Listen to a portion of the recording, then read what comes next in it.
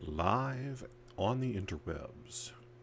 I always try to start streaming a couple of minutes early because there's usually at least a 20-second lag, and it's more on the front end because it's got to send stuff to Twitch and it's got to send stuff to Facebook and every place else. But today I figured, I'll jump on 2 minutes ahead of time. It won't be a problem. So, of course, what do I get but an error message saying, oh, hey, we can't connect to Facebook, so piss off. But we are now connected. I can see me streaming on multiple sites. I can't tell if we're on Facebook or not because I can never remember which Facebook page I'm actually sending this to, because I have a bunch. I've got my page, then I've got my author page, then I've got the Falstaff page, then I've got the my group, then I've got the Falstaff group. So I don't know, what's that, like 27 different places I might be streaming, and I can never remember which one. But hi, I'm glad you're here. Welcome to the St. Patrick's Day edition of John Talking Shit on the Internet. If you'll notice, I have learned how to put an image onto my stream, and this is the cover for the short story collection that I am releasing now. It is live now. Technically, it releases tomorrow. Hey, Vincent. Technically, it releases tomorrow, but because the window between getting the layout done and release was really short, I didn't have time to do a pre-order because I wanted to go ahead and get this book released. This is a short story collection, not the first that I've done. I did Hazard Pay a couple years ago. This is kind of reflective of the first decade of my writing career. This has some poems, some poetry, which I'll be reading later. If you've never seen me read poetry or didn't know I wrote poetry, I think you're in for a treat because I think I'm decent at it. You know, I've spent a lot of years in theater. So I've talked in front of people a bunch. This also has some literary fiction that I've written and submitted and published over the years, and it also features a couple of anthology stories. The title of the book comes from a short story I did for an anthology called Salvage Universe, which was published. I forgot to turn the air off before I started, so that's the jet engine that's been going in the background. Half Space Cat Will Travel is a science fiction short I wrote for Chris Kennedy Publishing's Salvage Universe anthology in 2019. Everything gets confusing because I had a lot of anthologies release across 2019 and 2020, and anything that happened in 2020 is just a jumbled mess of thing that occurred. But this released in 2019, so that means that the rights reverted to me at near the end of 2020. When a writer sells a short story to an anthology, typically what happens, if it's not a reprint, typically what happens is the publisher of the anthology has the rights to publish that story exclusively for a certain period of time.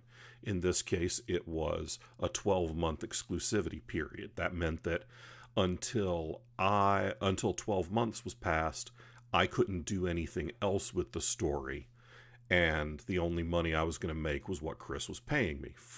Fortunately, Chris paid me a decent little chunk for this story, and I was very happy for that. I also like the story. It's a lot of fun. It's about an alien who is part of a race of anthropomorphic cat people, because kitties in space. And I get to put a cat, that's the wrong way. I get to put a cat in a spacesuit on the cover of my book, which is frickin' awesome. So that is Have Space Cat Will Travel. I will likely do another short story collection in a few years because I have other stories in other anthologies that the rights will be reverting to me. What that means is that after that 12-month or 18 or 24-month exclusivity period is over, I can do anything I want with the story again. If another market wants to buy the story, I can sell it to another market. That's pretty rare, especially for authors as low on the food chain as I am. Bigger names can resell stories. But little guys like me, we probably aren't going to get a story in another anthology. I have done some reprints in charity anthologies before. But usually what I do is either I release the short story as a standalone, which I did with Redemption Song from the first Weird Wild West anthology that I did for eSpec Books. I released that as a standalone. Hey, Andy. Hey, Jess. Welcome, guys.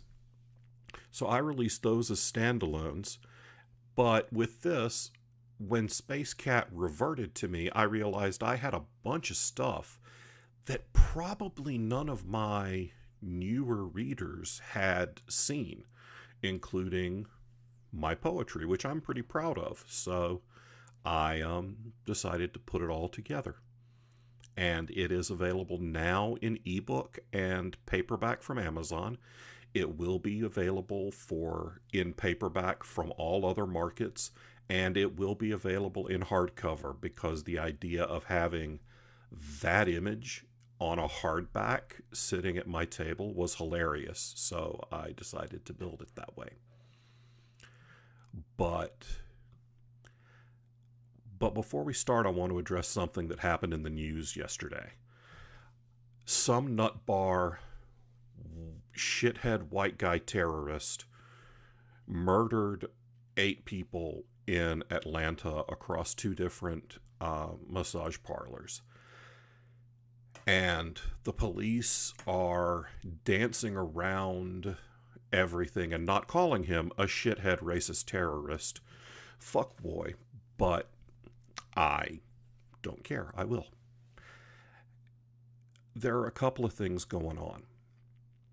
There is obvious racial motivations to this shooting because the vast majority of the victims were Asian, and there has been a huge uptick in violence against Asian Americans since the onset of COVID-19, and the rhetoric that some people spout, calling it variations of Kung Flu and the China virus and all of that shit, just piles on. And it's not what I say to you guys who are relatively normal that matters. It's what I say to the one nutbar who might happen to stumble across what I'm saying and think, oh, well, this is obviously the fault of those Asians. And then he goes into a massage parlor and shoots a bunch of people. Yeah, this guy's obviously unhinged. He's fucked in the head. Because hatred and racism is fucked in the head. It's not how people should be wired. But another thing that's not being talked about is the stigma against sex work in this country. And that is also bullshit. And it also has to change. Because both of these massage parlors were listed on websites that people use to find massage parlors that also offer additional services. I don't know shit about these places except that they're around Atlanta. So I don't know anything about what's on the menu, but they were listed on a website. And that means that people thought these men and women were sex workers. And the stigma against that is foolish. It's awful. It's dehumanizing. And it's another thing that we've got to stop. We've got to be better. There is not a goddamn thing wrong with people who are sex workers, phone sex, chat rooms, none of that. None of that's wrong. Hurting people is wrong. Shooting people for doing their job is wrong. Hating people for the color of their skin or for what they do for a living is wrong. So take a second as you're going through life, and when you see people saying stupid shit, call it out for stupid shit, because that's how people will learn. You gotta, ever since 9/11, there's been this if you see something, say something crap, which has largely done nothing to fight actual terrorism, but has done a lot to increase suspicion of your neighbors. Well, here's a real if you see something, say something. If you see somebody being a racist and a racist piece of shit, call them out on being a racist piece of shit. If you don't think they're a piece of shit, then educate them. We've all done stupid stuff. And sometimes it's not until somebody says, hey, asshole, that we realize we're being an asshole. So we've got to do better.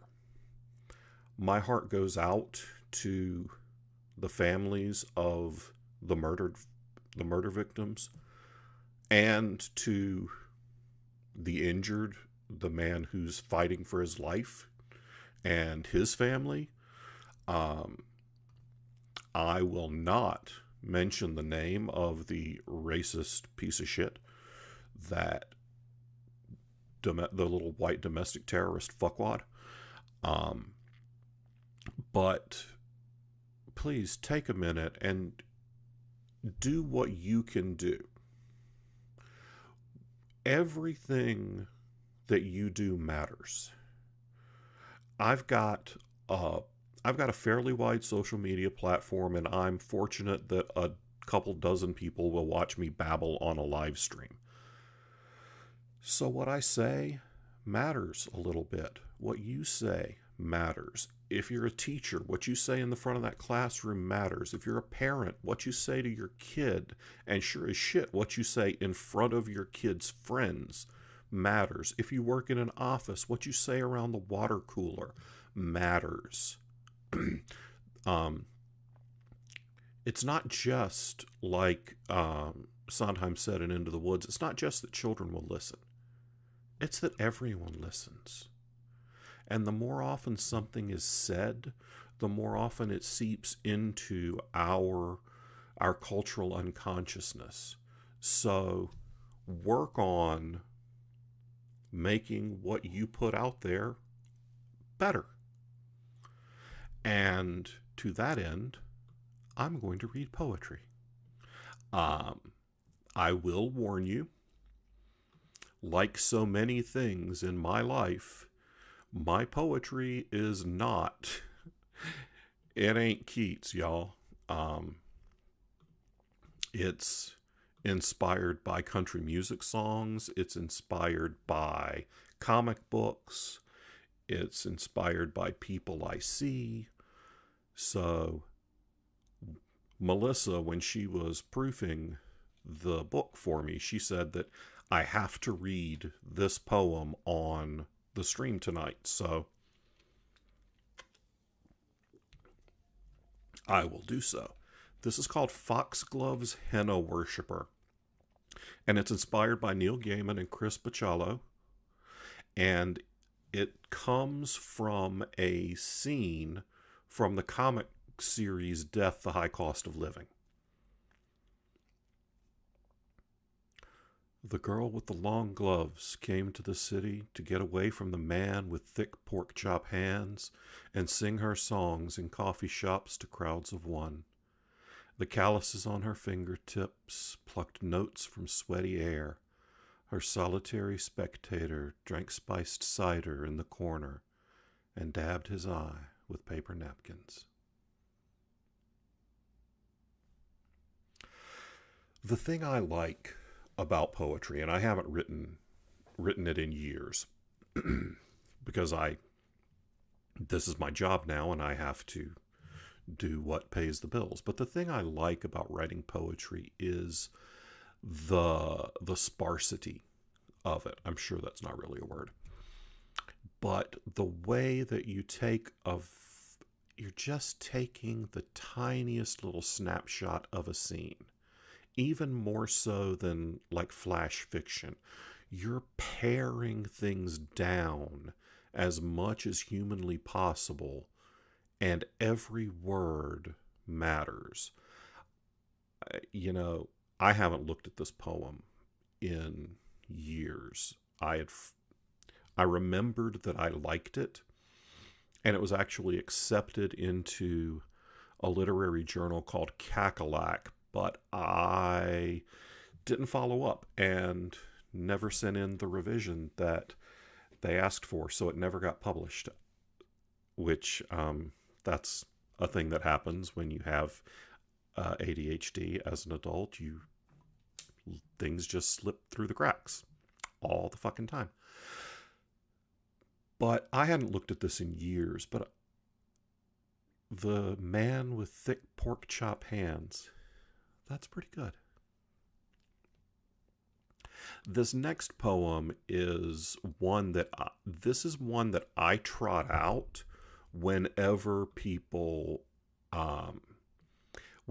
start to slag on science fiction and fantasy writers or genre fiction writers in general, because there's a subset of the writing world that thinks that because we write commercial fiction, we are somehow less skilled or talented than people who write literary fiction or poetry or memoirs. Well, I'm just enough of an asshole to trot out some of my pedigree for literary fiction and poetry when people bring that shit up around me. The Pushcart Prize is a very prestigious poetry prize each year. And many folks and there's a couple of different stages to the nomination. I keep having to do gestures twice because I realize that I'm saying things over here and it's behind the space cap. But everyone who runs a literary magazine of any size can nominate a work for the Pushcart Prize each year. They can nominate several. It doesn't mean that you made it to the final ballot, because there are Pushcart Prize finalists. But you were nominated. That's a little bit inside baseball that most folks don't know if you've never been a nominator or nominated. So when somebody comes up and starts talking shit about genre fiction writers, I mention the fact that I'm a Pushcart Prize nominated poet. I don't mention that the poem was nominated on a free literary website that I didn't get paid a dime for, but I was still nominated. So, this is called Dancing with Fireflies. I don't remember what inspired this. Normally I would say it's one of my nieces, but when I wrote this, they were all way too old to be the little girl in this poem, and my grandnieces were not born yet when I wrote this. So I don't know, I guess I saw something either on TV or a commercial that had an image of a little girl twirling around. Um, when I grew up, we called them lightning bugs. And right around dusk, they, in the summer in the South, they would just light up the yard. And we'd go around with jelly jars with holes poked in the top, and we'd catch them and carry them around. And they, it's just an image that has stuck with me. So this is called Dancing with Fireflies. She stands by the edge of the yard, barely out of earshot. At least that's what she's pretending, just like I'm pretending not to notice she's pushing boundaries again. And whirls round and around, sturdy baby fat legs grapevining on her twirling tippy toes, blonde curls dancing in the dusk light until she collapses, wreathed in giggles and grass stains, laughing up at the starlight, star-bright first star she sees tonight, dancing with a million dizzy fireflies as the world slowly ends its whirligig trip through the Milky Way, and everything settles on right side up again. Yeah, that's pretty good. I don't go back and read my stuff very often. So honestly, how I put this collection together was I went through all of my old poetry, stuff that had been published. I've put out a collection of poetry called Red Dirt Boy. I put out a collection of poetry and narrative nonfiction called Returning the Favor. I went through those and some other things that didn't make it into a book, and I was like, I kind of liked that. I'll put that up there. And then I was like, well, this got nominated for a prize. It ought to be pretty good. I might not have read it again before I put it in the book. But I trusted Melissa to read it again when she was proofing everything. So she didn't tell me that anything sucked. So I figured we're all right. The next poem is called Sunset Song. And this is inspired by one of my very favorite songs by one of my very favorite songwriters. And we're going to go way back, because when I was in college, I had this great English professor. His name was Max Childers, and he was this big, tall, lumbering, bearded, wild-haired writer, novelist, teacher, all these crazy things. He was a lot like Robin Williams in Dead Poets Society, except I was in college, not high school, so he didn't have enough direct impact on me to be like Robin Williams. But obviously I remember him because we're a significant number of years away from me taking college English. Well, excuse me. Allergies, y'all. It's a thing. Well, when I got out of college and, I don't know, early 2000s, I started listening to a lot of bluegrass and Americana music, and one of the people I listened to was a guy named David Childers. He is an attorney and songwriter and musician from Belmont, North Carolina, which is about half an hour outside of Charlotte. And I found out that he is the brother of this English professor that I had in college who was named Max Childers. And David and I got to be friends, friendly acquaintances over the years. I was happy to publish one of his poems in our anthology, We Are Not This, back when North Carolina's governor was being a dick. So I published a protest anthology. So David wrote a song called The Prettiest Thing. And it's also been recorded by the Avett Brothers, and you can find a lot of different versions of this song on YouTube, and I highly recommend that you go check it out because it's a great song. But this is a poem that was inspired by David's song, The Prettiest Thing. and it's called Sunset Song. She sat on the hood of her big brother's truck drinking warm Miller Lite and laughing while he strummed that beat-up Martin guitar his daddy left behind. She leaned back on the windshield. He sang off-key Dylan songs, scuffed cowboy boots, tapping time on the dents as her beer and the daylight blazed out in crimson-purple glory. He looked up at her, a backlit angel with a sunset halo and cut-off shorts, and knew this was the sweetest thing he'd ever see. They're short. It's poetry. They're typically pretty short. The last one's long. And I don't know that I've ever read the last one sitting down, so that'll be an interesting experience for me. But the next piece,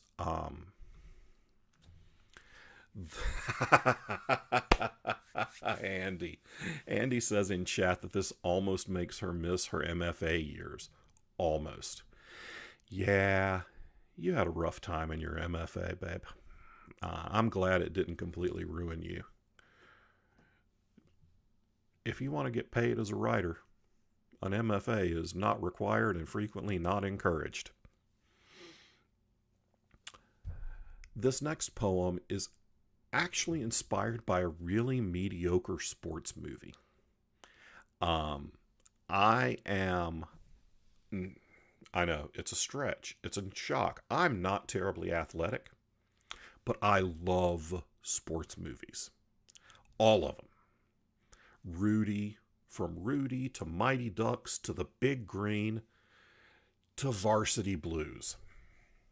I love Varsity Blues. Not as much as I love The Replacements, which is my #1 guilty pleasure sports movie of all time. But I love me some Varsity Blues.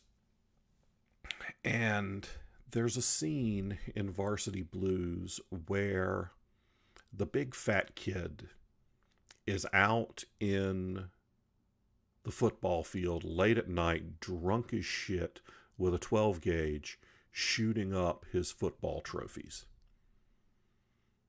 I was like, yeah, I feel you, kid.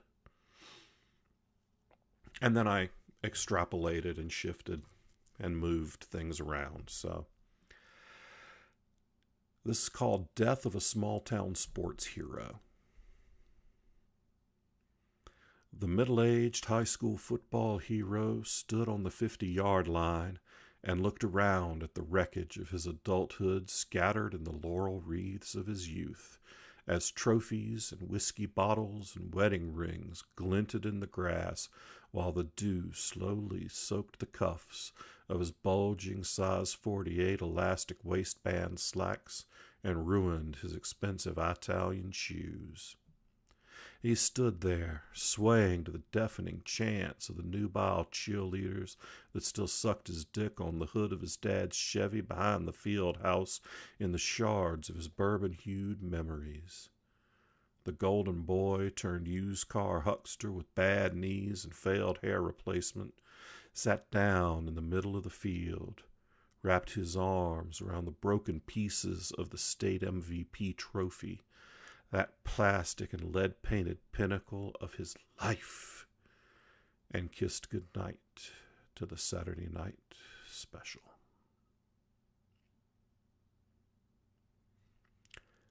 I've often wondered about those people who peak in high school. And I hope they're okay. Not the ones who were assholes to me, because fuck them, they were assholes. But the ones who were decent human beings. I hope they're okay. Because it must suck to look back from 38 and realize that 17 was your best. That's as good as it's going to get. I'm going to close with one more poem, and then I've got some questions that people left on various flavors of social media. If you want to leave a question for a future reading, keep an eye on the Falstaff Books page, the Misfit Toys group, and the John G. Hartness Books Facebook group. I always post a couple of days before when I'm going to do one of these, which happens pretty much every 2 weeks, every other Wednesday. I say that this is our weekly Tuesday night Q&A that I do every 2 weeks and has only ever been on Tuesday once. So, yeah, welcome to our weekly Tuesday night Q&A that's not on Tuesday night and doesn't happen every week, but yeah. So I always open it up to questions, and every week somebody wins a free ebook, and this week someone will win a copy of, God damn it, Have Space Cat Will Travel, because that's the thing that I'm releasing. So somebody's going to win a free digital copy of Space Cat. This last one is inspired by an Emmylou Harris song and album. She released a fantastic song in, I believe it was the late 90s, might have been the very early 2000s, called Red Dirt Girl. And I loved that whole album, and especially the song. And it was very reminiscent. It was a story song, which is my favorite type of country music song. So I always wanted to be a songwriter. When I talk about my poetry, I talk about it as failed singer-songwriter lyric poetry, because I want to be a songwriter. I'm not. I can't shut up. So that means I can't be a songwriter. I can repeat myself, so I can do a chorus. But this is flashes of my memories from growing up in the wilds of rural South Carolina. Hang on. All right. I switched over to earbuds because I didn't like the look of the big headphone cans, and I'm hugely vain. But I can't seem to get comfortable with two of them in. So we'll see if I can get through the rest of this with one in. I do seem to sound a little better, at least over here. But this is Red Dirt Boy.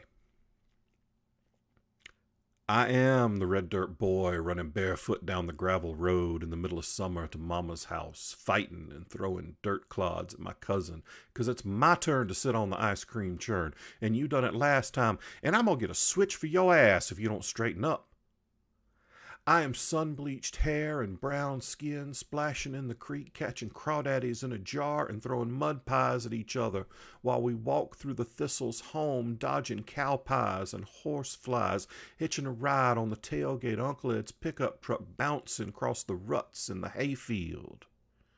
I'm a dirty bar of ivory soap on the window ledge round back of the house by the spigot, scrubbing all that red mud off my feet into puddles before Mama'd let me back in the house. I'm that skinny little shirtless boy drinking out the garden hose that never remembers to let it run cold first before he spits out a big mouthful of hot, green, plastic-tasting water. I'm cut off shorts and flip-flops, eating watermelon off a butter knife with just a little dash of salt to go with the sweet, sweet juicy of every bite after that big old melon's been sitting in the icebox all afternoon.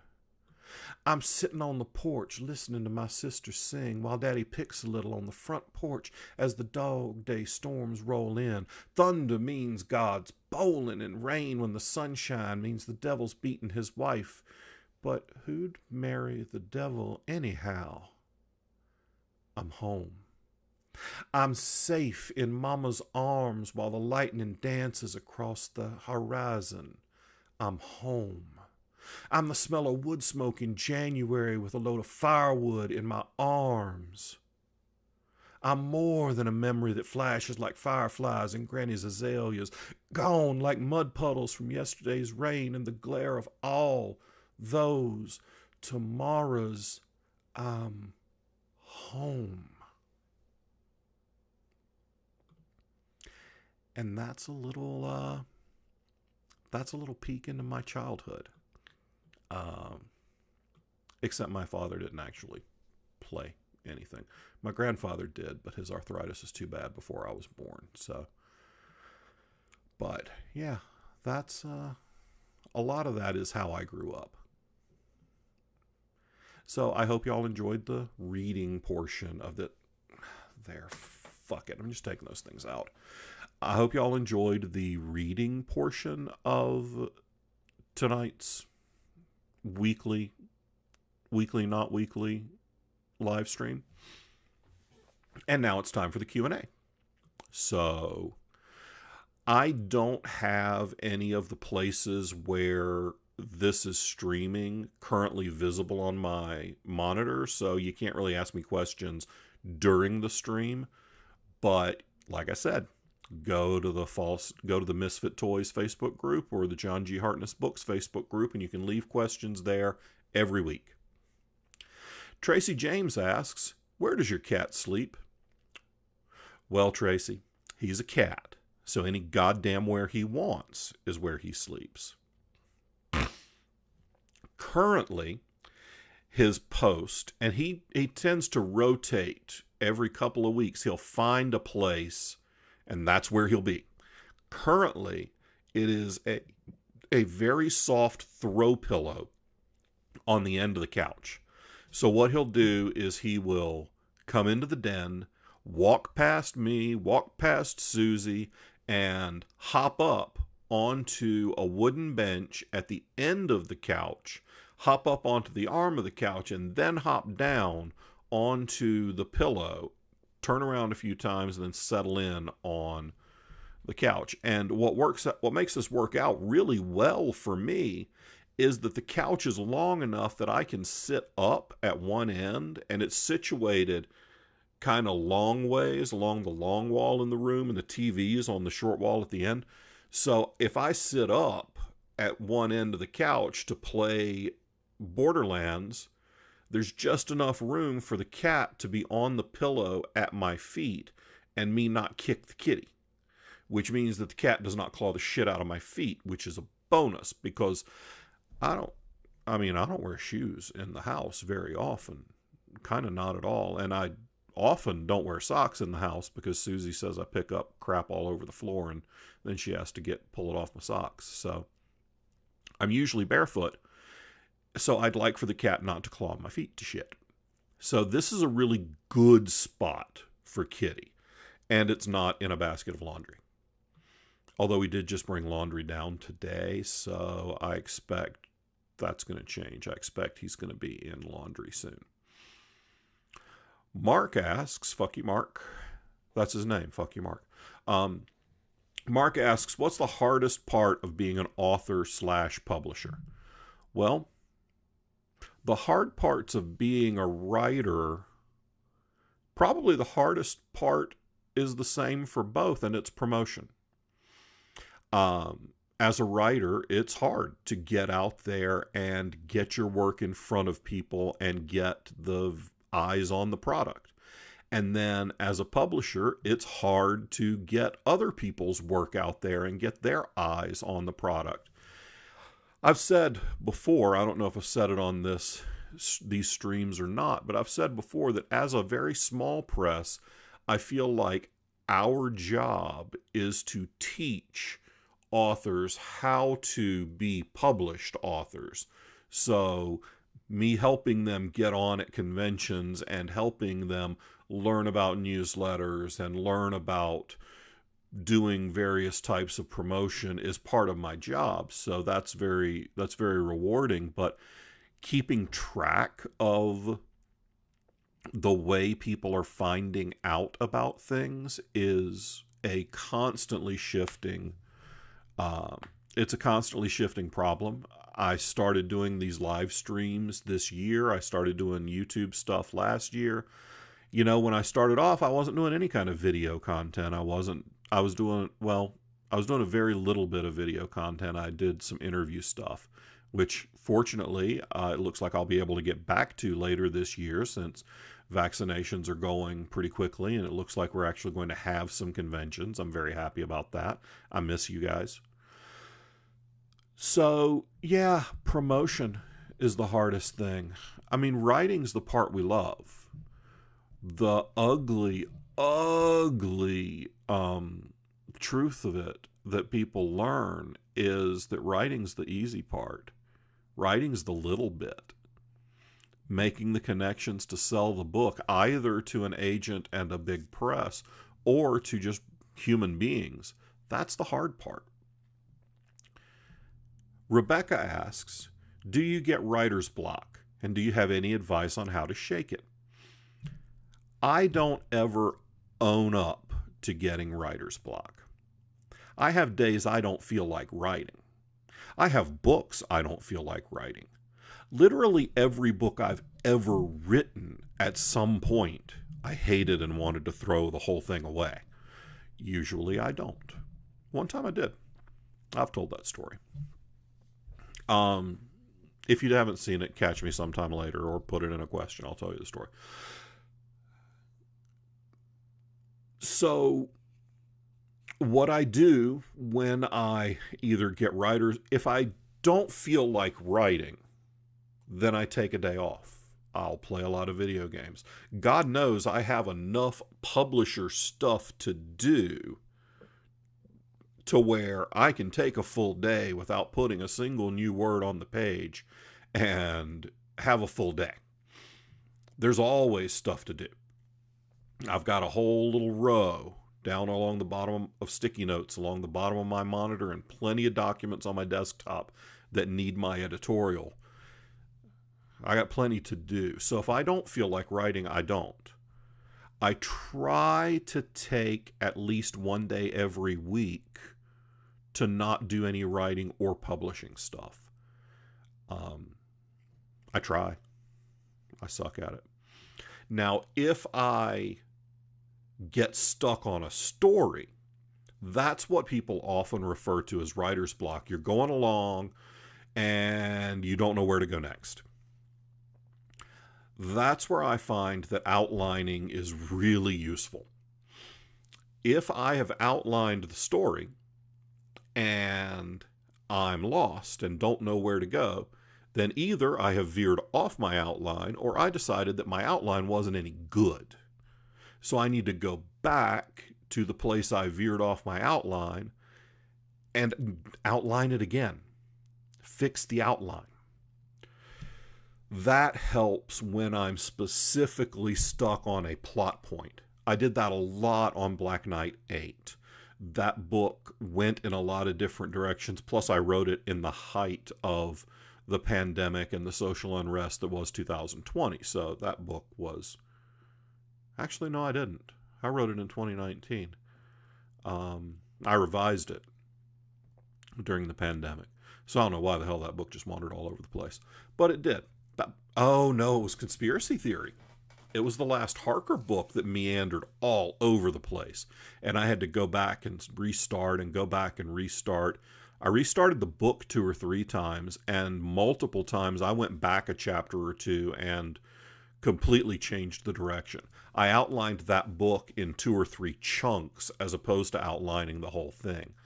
I would outline 10 or 15 chapters at a time and then write that. Well, if I didn't like where I was going on chapter 12 or 15, I had to go back and see where I veered off the path I'd drawn for myself. So that's one thing that helps me is outlining. I outline pretty religiously, but not as much as I used to. So yeah, that's one way. And then when I do take a break, because after I write a book, I try to take a week off.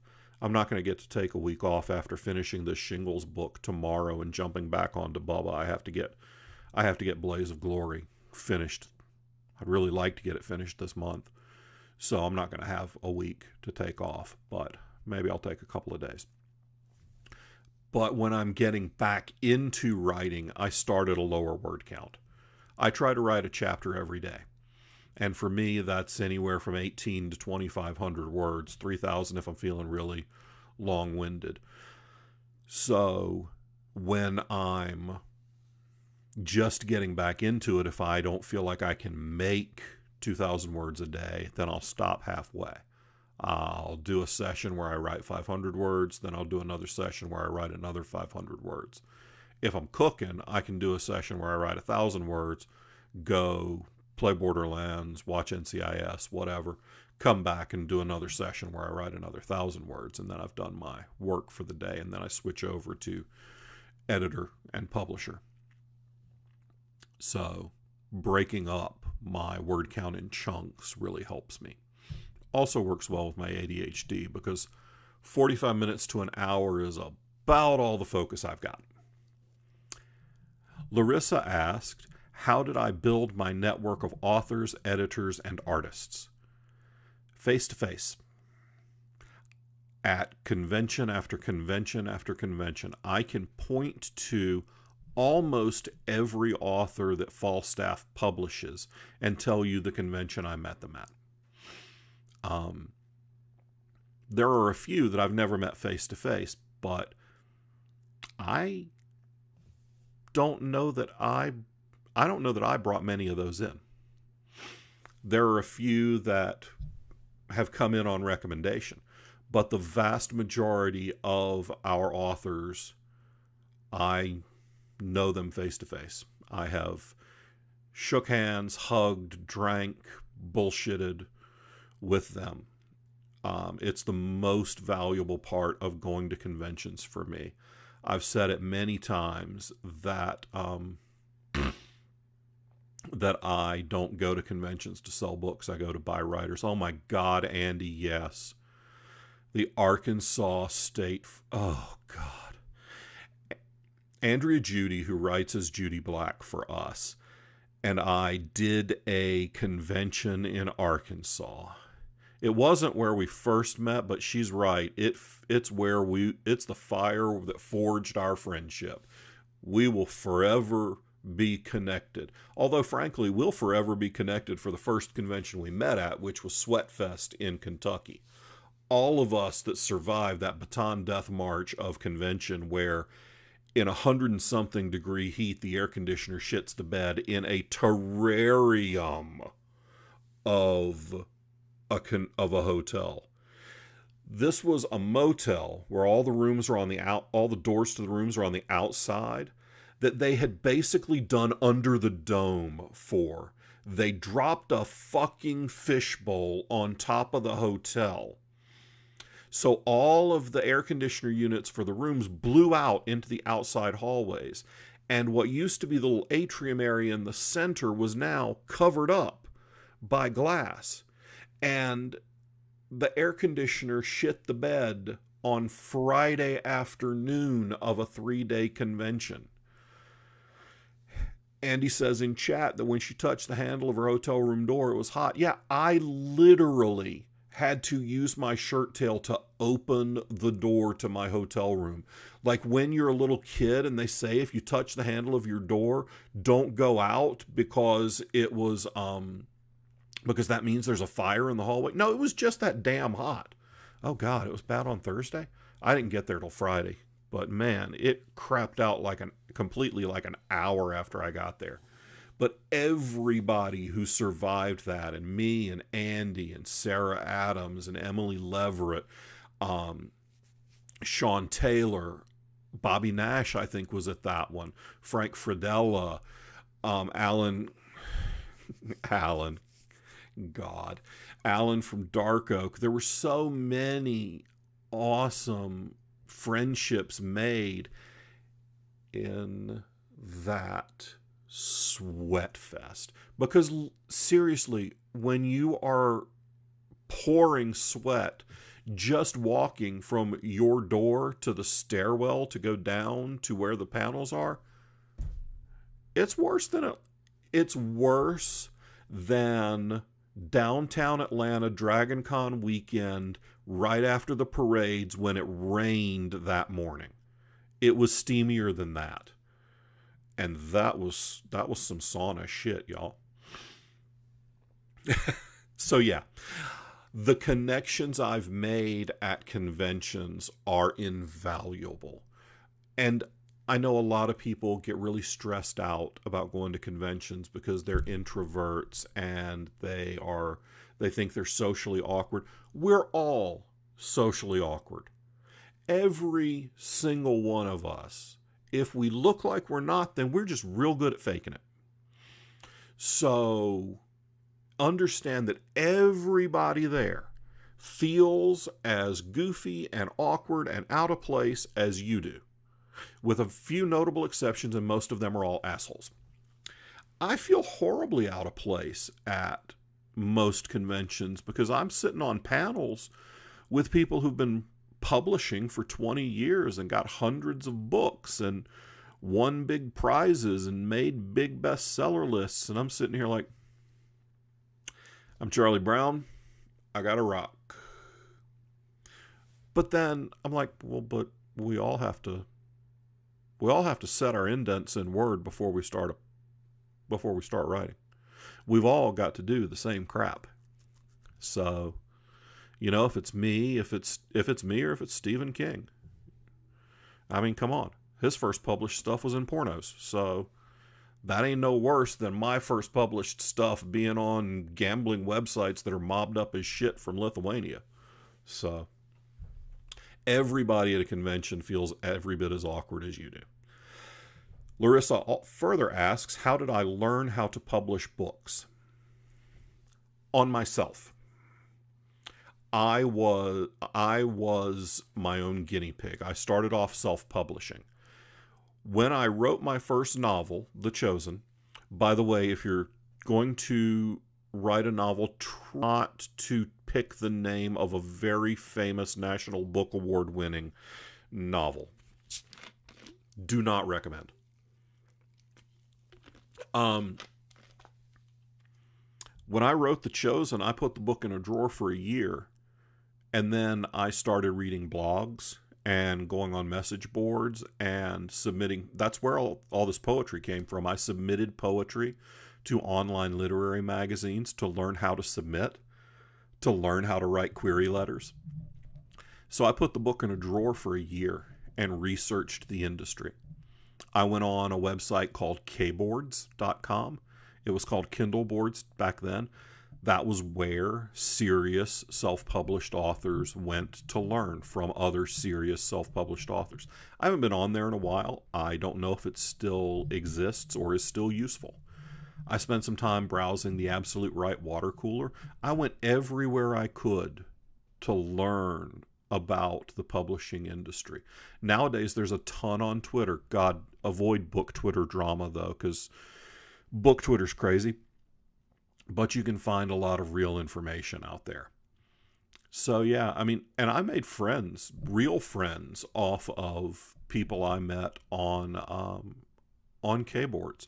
That's where Rick Gualtieri and I first saw each other's names and started learning who each other were. It's where I first became aware of David Gowron. It's where I first became aware of and acquainted with Amanda Hocking, David Dalglish. All those folks are stuff those are folks that have been helpful to me in my career or become real good friends over the years. So, yeah, I learned a lot from KBoards. Dennis asks, how many science fiction authors do you publish, and are you looking for more? So one, yes. We're always looking for more good science fiction stories. I don't know how many of the authors I publish I don't think really any of them could be considered strictly science fiction authors. Most of our people write multiple things. Paul Barrett and Steve Murphy wrote Knight Errant, which is a fantastic space opera, but they're co-writing the sequel to Malaise Falchion, which is a comedy fantasy. Paul also writes epic fantasy for us. Michael G. Williams wrote A Fall in Autumn, one of the most beautiful science fiction books we've ever published and that I've ever read. But he's also written horror comedy in the Withrow Chronicles and is doing a Harkerverse novella series featuring Emperor Norton, the first and only emperor of the United States. I've written science fiction. So there's a good case to be made that Dan Jolly's Grey Widow series is science fiction. A lot of people will say that all superhero books are science fiction. I don't really think so. I think they're superhero books, but whatever. So I don't really classify our authors as science fiction authors. We're looking for more science fiction books. Absolutely.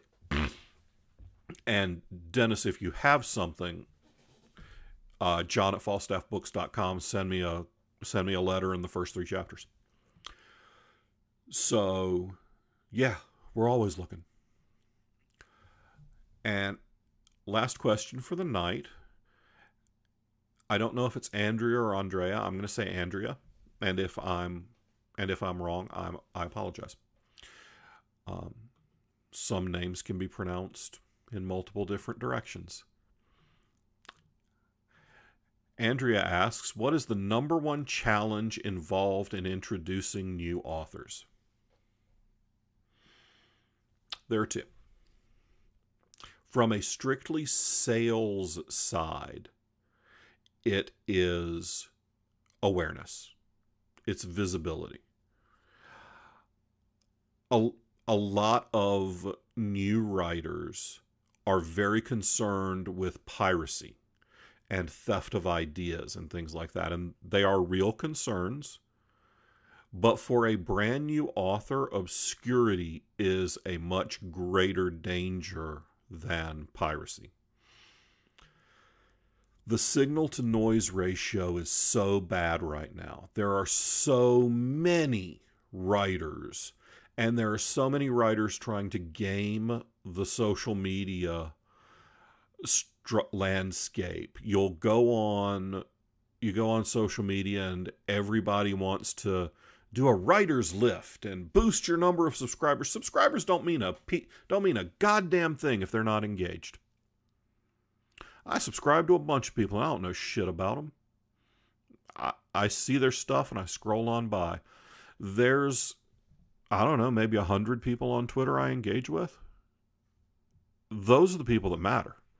So don't sweat getting 10,000 subscribers. Sweat getting 14 people who'll watch you on a live stream at 7:56 on a Wednesday when they've got better shit to do. I know. There's good shit on NXT is on in 4 minutes, y'all. So work on finding people who actually care about you and your career. Those are more important than numbers. So getting obscurity is the bigger obstacle and it's particularly hard with a new writer because it's hard to break through the noise. That is one thing that I think we can help with as a small press, because we have worked very hard to make Falstaff into a community where people do meet each other, learn to like each other, care about what each other is doing. That's a big help, because word of mouth is the best method of selling books. So if I get Dennis to go tell 5 friends, hey, I just watched this stream with this fat hillbilly that has a book with a kitty cat on the cover. You should check out that book. That's worth so much more than, I don't know, the 5,000 people I'm sending a newsletter to tomorrow. It's probably not worth more than 5,000, but it's worth more than the 2,000 people on that newsletter list who won't even open the damn email.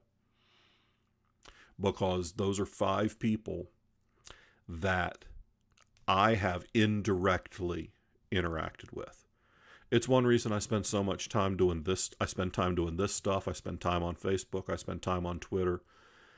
It's the concept of true fans. I think it was Kevin Kelly came up with the idea that you only need 1,000, either 1,000 or 10,000 true fans.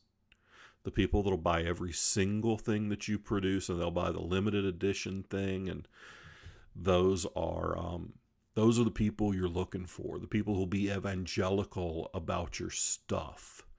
That's what you're looking to build. And then the other thing is just the education of it. The other challenge is educating a new author about what it means to be a published writer. Because, like I've said, the writing's the easy part. Writing and editing the book that's the fun part. Learning how to build a newsletter, it's not fun. I like writing newsletters because I'm a smartass and I get to put pictures of my cat out there for everybody to see. By the way, sign up for my newsletter if you want pictures of my cat pretty much every week. By the way, that's not my cat on the cover. It's a stock image. I wanted to Photoshop my cat's face, but I'm not that good at Photoshop. It was all I could do to clean up the cover image enough to make it blend. Yeah, I wanted to put my kitty on there, but that ain't him. But teaching new authors that writing the book ain't all you got to do. You've got to build your platform. If you want to sell books, you can write a brilliant book and not sell very money and still be a complete success as a writer. Your worth as a writer is not tied to the number of books you sell. Your worth as a writer is tied to the quality of the words on the page. Your success as a business is tied to the number of books you sell.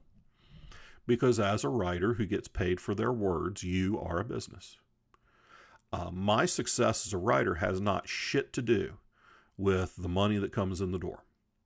My success as a writer comes with the 1 or 2 sentences in each book that I'm like, yeah, all right, I got there. My success as a publisher has everything to do with how many books I sell and how much money comes through the door. And you have to have that split.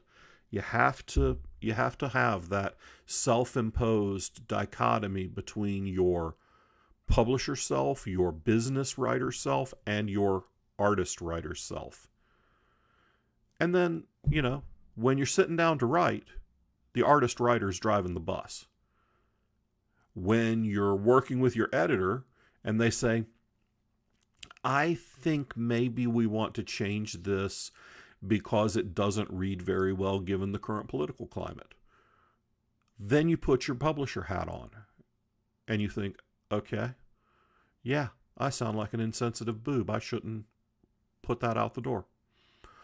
Or you say, no, I've written this character to sound like an insensitive boob, and that's intentional, so we're putting that out the door.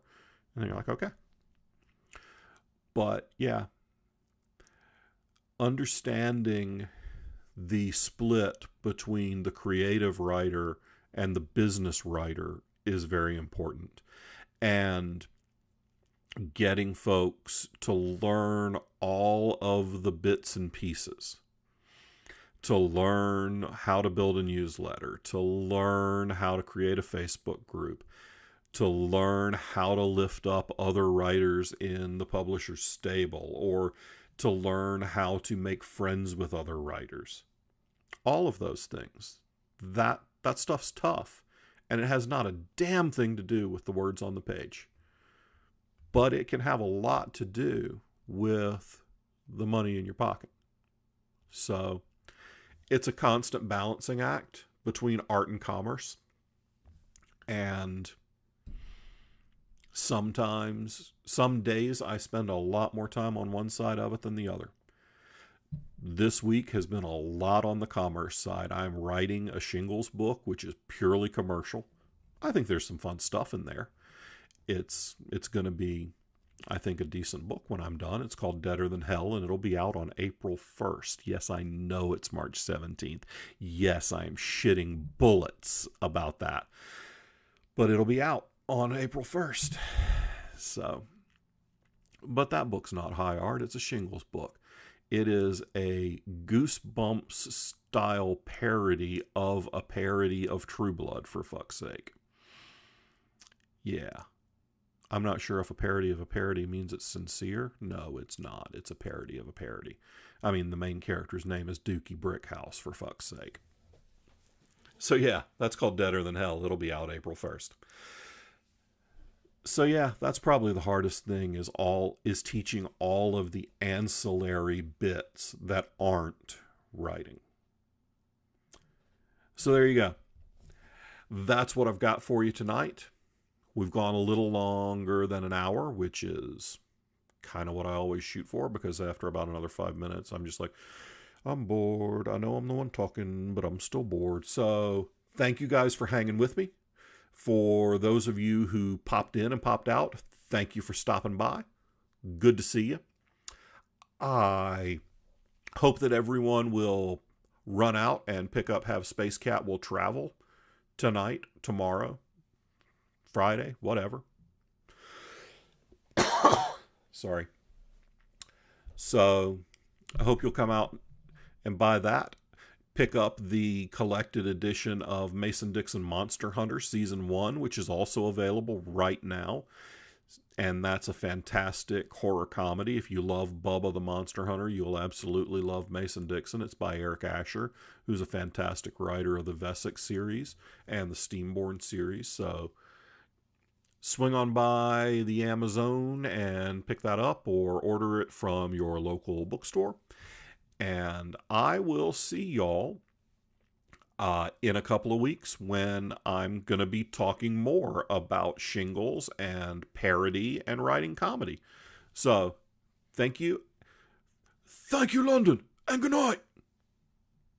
I know, that was dumb, but whatever. You get